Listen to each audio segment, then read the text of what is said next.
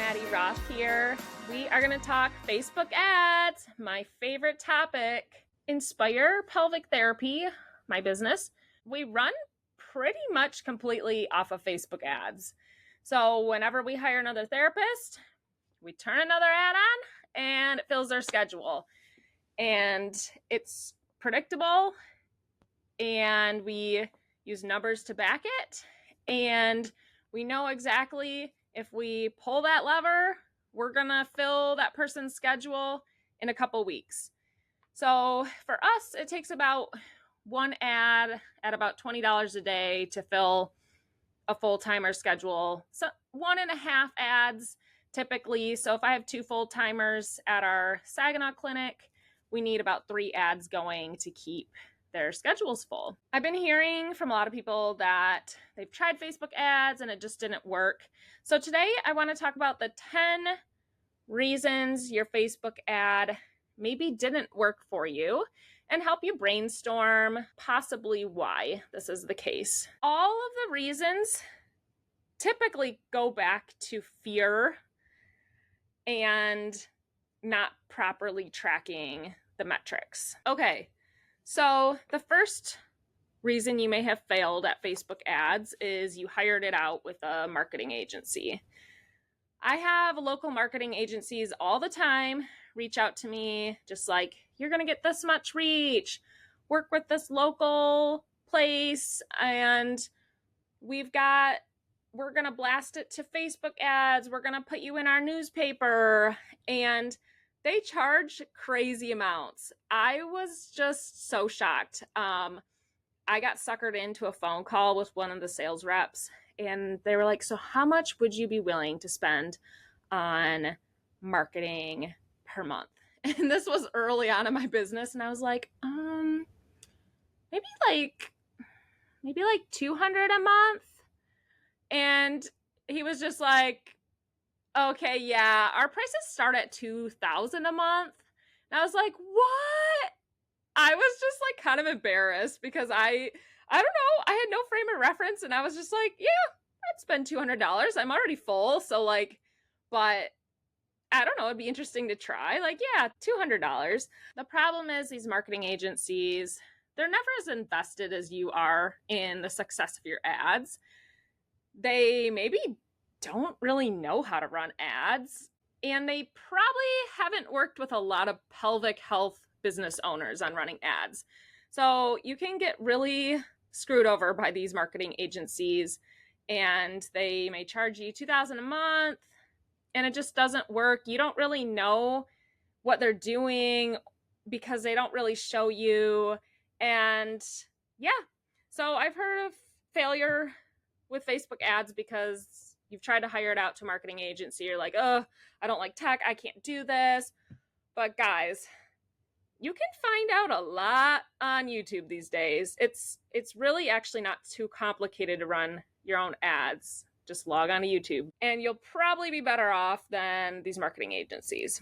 All right, point number 2, over-targeting. So a few years ago, the game with Facebook ads was to target. You would test different audiences. You would target people that have been to your website already. You would target a lookalike audience. You would target just women with a certain interest. The problem is Meta has changed, 1, and 2, this can work for some people. You do need to test this because some people do better with targeting. But I hear a lot of people that start to target, especially really soon with their ad, they'll maybe see like, okay, all right, I've been running the ad for 2 weeks. I've had 6 women click and 3 males click. Like, okay, so what is that percentage? Like, that's a really high percentage of men. But really, especially if your ad account's new, it's trying to figure out what's going on. And that is just not enough data. That is not statistically significant. You might have just hit 3 guys, and then the next 10 leads are going to be girls. So a lot of people target really soon because they want a quick fix. Like, it can't possibly be my ad copy. It can't possibly be my call out It can't possibly be that my area doesn't react to this ad. Let's do a quick fix and let's just target this to women. The problem with targeting, it does sound like a really good idea, but a lot of times for local businesses, for local brick and mortar, it brings your audience size so small that you're not getting any leads. If your audience size all of a sudden is at like 100,000 people, there's just not enough people. So when you run ads, it's not Meta's job to get you customers, patients, clients. It's their job to just put your ad out for the world to see. And then it's your ad's job to bring you the right leads. And that's done through your copy and your picture. And it takes trial and error. In a recent ads course I was taking, he said, if you want to find your 1 in 1,000 picture for your ad. And so that means you need to test 1,000 pictures before you find out what picture or video is going to hit with your ad. So with ours, I don't think we found our 1 in 1,000 picture, but I know wherever I run my ad in Michigan, we have a picture that always does well. It's me and my colleague Lexi. We're wearing Christmas sweaters and we're like, we're like hugging each other. That goes crazy. People click on that. We have it running in July. People are clicking on it. I think people click on it more in July because they're like, what the heck? Why are they in Christmas sweaters? Like, what is this? Like, they click on it. Okay, so it's not really a 1 in 1,000 picture, I wouldn't say, because, I mean, I still think we could do better, but we get tons of leads from it. And all the time, whenever I run that image, we get the clicks. All right, mistake number 3 is not giving Meta enough time to learn. So now Meta's pretty smart. They're using AI technology to find your clients. And Meta takes a little time to work out who that is. And my ad account probably does better than a newer ad account because I've been running ads targeting postpartum type moms for the last year. So it does take time for Meta to work that out.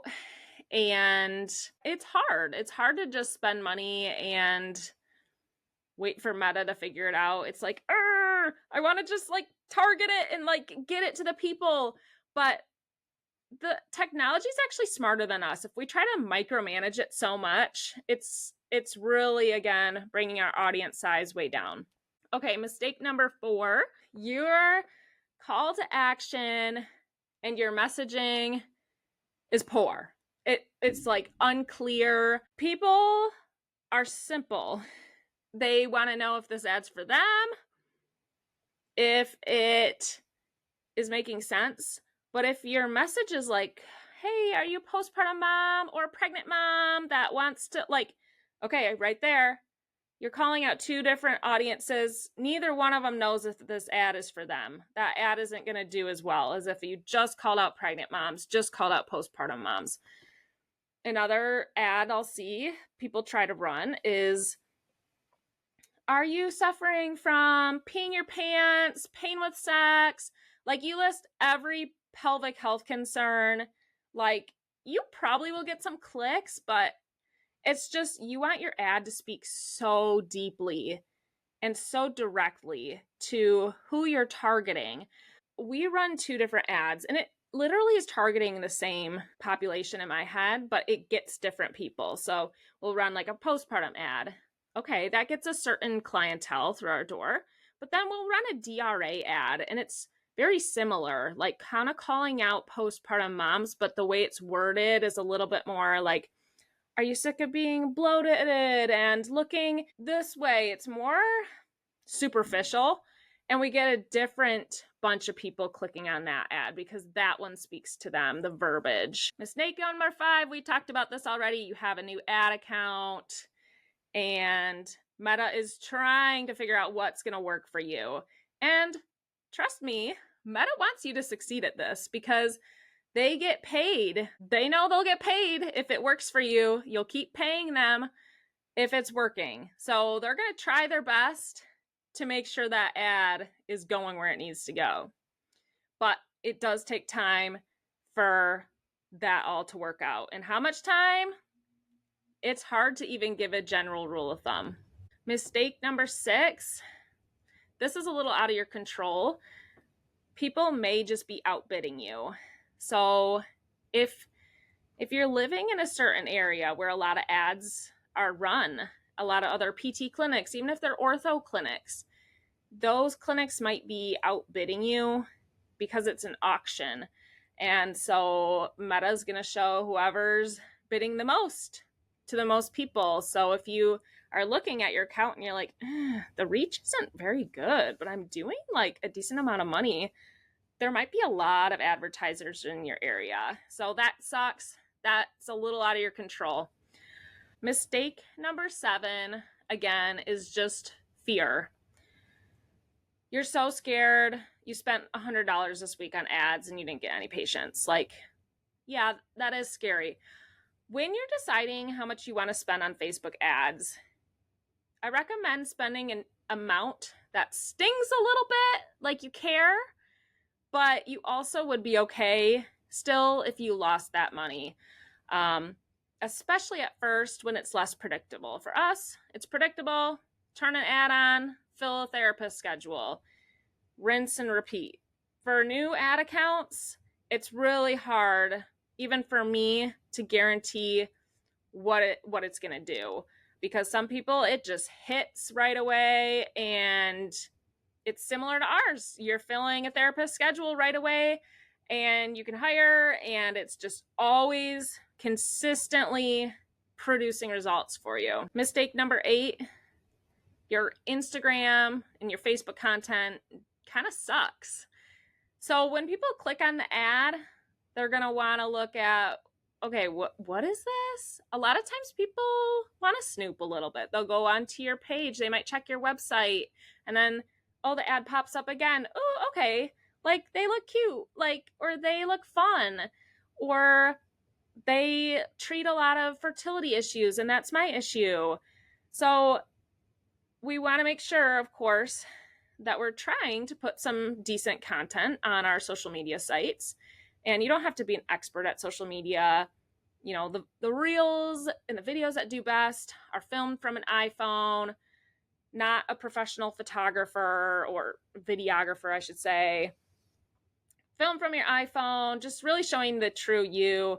And people feel an emotion when they're looking at your content and they're like, I actually feel like I know these people. I had a patient, this was kind of an insult. She came in, she's like, you're really different than you are on social media. Like, you're really goofy and fun on social media, but like in real life, you're really quiet. And I was just like, yeah, I'm sorry. I am quiet. I'm not like really that goofy in real life. So it just gives you a perception of what people are going to be like. Mistake number 9, you don't have an enticing offer with your ad. I know a lot of PTs and OTs are so scared to give a lowball offer. They think, oh, they're not going to book more sessions if they get in with a lowball offer. But look at what all the other businesses are doing. There's so many businesses that do an entry-level offer. Online businesses typically have a lead magnet. That's $47 for my free ebook. There's dentists that do a free whitening and they're like, oh my gosh, I love this place. Like, I'm going to keep going here. People need an offer. If you're just running ads with just like kind of general awareness about your business, like that's cool.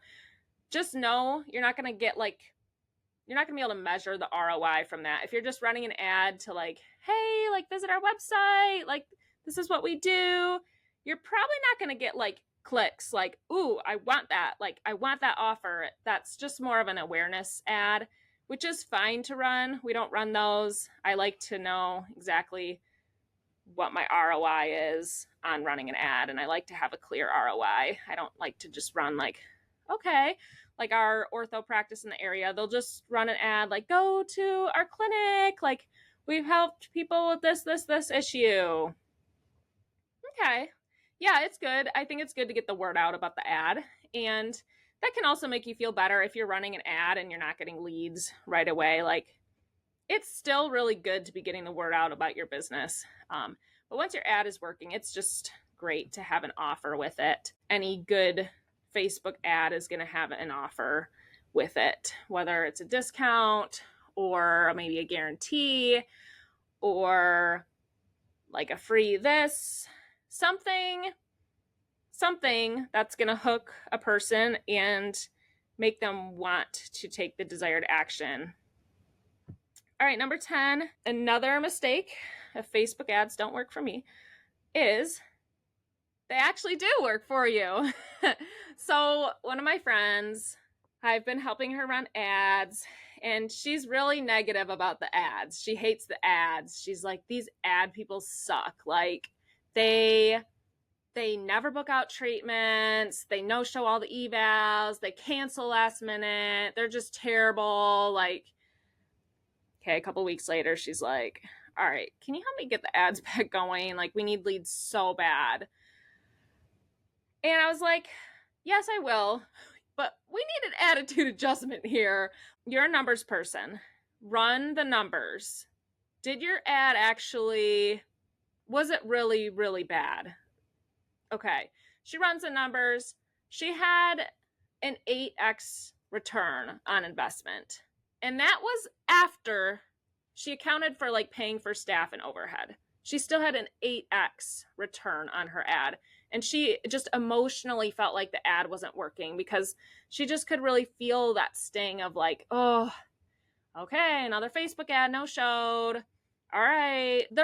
There's different quality of leads. So I've run numbers on if we get a patient from a doctor referral, how likely they are to show up to the eval and book subsequent sessions. Facebook ad, online inquiry, word of mouth referral. Our worst referrals are from our doctors. They're least likely to book on the phone, and they're least likely to book subsequent sessions. Our second worst are our Facebook ad people. Third worst, online inquiry, and our best are our word of mouth referrals. They're most likely to book. They're most likely to book an eval and subsequent sessions. So it is a little different. There's different levels. These people are colder than your word of mouth referrals. They might be colder a little bit than even a workshop person that's already met you at your workshop. But if your schedule has gaps and you're not attempting to fill it, because there's a very, very good percentage of these Facebook ad people that are going to be star patients. And so both of our clinics, our Saginaw clinic, our Troy clinic, they're full from our Facebook ad people. There's good people in there. They're buying packages. They're doctors. They're lawyers. They're professionals. And it's not just like really poor leads 24/7. Again, it might feel bad, but please run your numbers. If you are putting $1 in and getting $8 out, why not? Those are my 10. I'm sure there are more, and it can be really frustrating if your ad account is not working the way you like it to. But remember to run the numbers, use statistics, and use data-driven decisions as you are doing your ads. And it might feel a certain way, or it might feel like you've spent a lot of money. But also look at the alternative too. Say you spend $400 a month on ads. Like, woo, that sounds really expensive. All right, well, if you had a workshop and you're hiring out a workshop, how much does that cost you to do that? If you're paying your therapist $50 an hour, she's there for 2 hours plus prep time, you're probably paying her around $200 total to do the workshop. And so it's just a different way of marketing. Marketing does often cost either money or time. This is something that costs money, just like if you're hiring out a workshop. Although early on, what you have, when you're really early on, all you do have is time. Typically, you don't have money. So you likely won't be able to spend much, if at all, on ads until you get a little bit of something going there. And then it can just snowball.